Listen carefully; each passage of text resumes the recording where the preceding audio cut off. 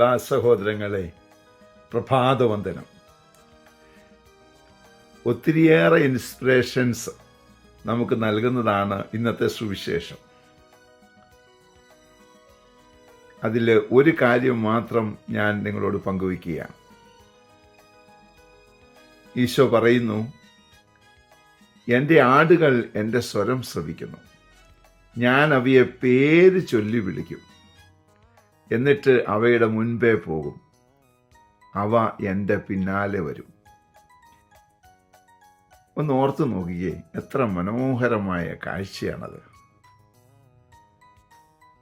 ഈശോയുടെ കാലത്തും ഇന്നും അനേക സുവിശേഷ സമ്മേളനങ്ങൾ നമുക്ക് കാണാൻ പറ്റും.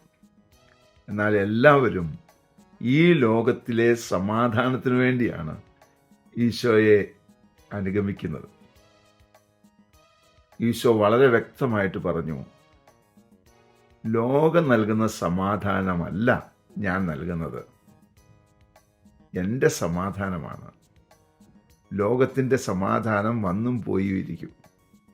എന്നാൽ ഈശോയിൽ നിന്നാണ് നീ സമാധാനം മേടിക്കുന്നെങ്കിൽ അതൊരിക്കലും നിന്നെ പിരിയില്ല, നിന്നോട് കൂടെ ഉണ്ടായിരിക്കും.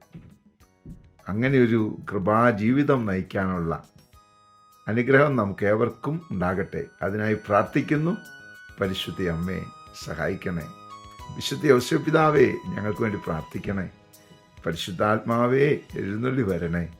പരിശുദ്ധ പരമ ദിവ്യകാരുണ്യത്തിന് എന്നേരവും ആരാധനയും സ്തുതിയും പുകഴ്ചയും ഉണ്ടായിരിക്കട്ടെ. ആമേൻ.